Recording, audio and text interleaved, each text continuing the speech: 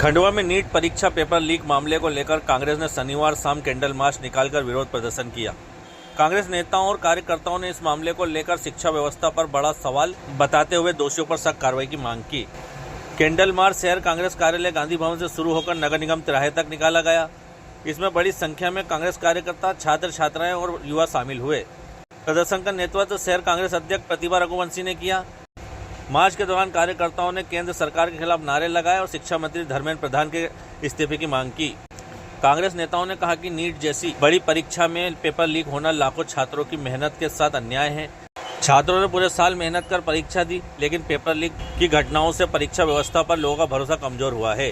प्रदर्शन में शामिल लोगों ने हाथों में मोमबत्ती और तख्तियां लेकर निष्पक्ष जांच की मांग की। साथ ही कहा कि दोषियों पर कड़ी कार्रवाई हो ताकि आगे ऐसी घटनाएं दोबारा न हो। शहर कांग्रेस अध्यक्ष प्रतिभा रघुवंशी ने कहा कि लगातार सामने आ रहे पेपर लीक के मामलों से युवाओं का भरोसा टूट रहा है। सरकार को शिक्षा व्यवस्था में पारदर्शिता लाने के लिए मजबूत कदम उठाने चाहिए। आज जो हमारा प्रदर्शन था वो इसके खिलाफ था कि ये पहली बार नहीं हुआ है जब नीट का पेपर लीक हुआ, ये दूसरी बार है। 2024 में भी यही देश के शिक्षा मंत्री थे धर्मेंद्र प्रधान जी, जब इन्होंने कहा था कि हम अपना कार्यकाल में ऐसा दोबारा नहीं होने देंगे। लेकिन आज जब दोबारा 2 दिन पहले नीट के एग्जाम से व्हाट्सएप पे इनका पेपर लीक हो गया। ये जो पेपर लीक है ये केवल 22 लाख छात्रों का सवाल नहीं है, ये उन सपनों का दहा होना है, दहा संस्कार है जिसके भविष्य के सपने संजोकर हमारे देश का नौजवान अपनी तैयारी कर रहा था।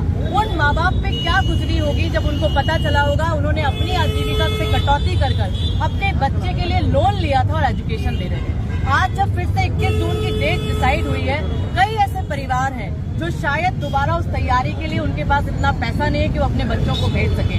मानसिक रूप से जिस तनाव में हमारे देश का युवा है उसका कोई मूल्य इस सरकार के पास नहीं है। आज के प्रदर्शन से हम इस सरकार से कुछ मांग करना चाहते हैं। हमारी पहली मांग है, सबसे पहले तो धर्मेंद्र प्रधान जी आपको इस्तीफा देना चाहिए। दूसरा, सुप्रीम कोर्ट की निगरानी में सीबीआई की जांच पेपर लीक में होनी चाहिए।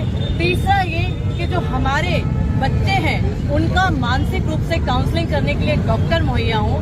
चौथा ये कि वित्तीय सहायता उन परिवारों को मुहैया कराई जाए जो लोगों ने एग्जाम दिए और अब दोबारा एग्जाम देने में आपने रजिस्ट्रेशन फीस तो माफ कर दी, लेकिन रजिस्ट्रेशन फीस के अलावा उसके रहने का, उसकी कोचिंग का भी खर्चा होता है जो कुछ माँ बाप अब नहीं उठा पा रहे। उनकी क्षतिपूर्ति कौन करेगा?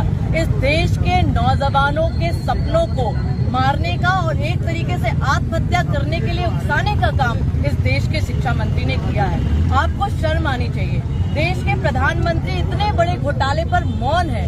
कहते हैं, आप सबने भी सुना होगा कि हिंदुस्तान में 10 रुपए में बिकने वाला डायपर बच्चों का लीक नहीं होता, लेकिन इस देश की शिक्षा का तंत्र इतना कमजोर और इतना भ्रष्ट हो गया है कि नीट जैसे एग्जाम का पेपर भी हमारे देश में लीक हो जाता है।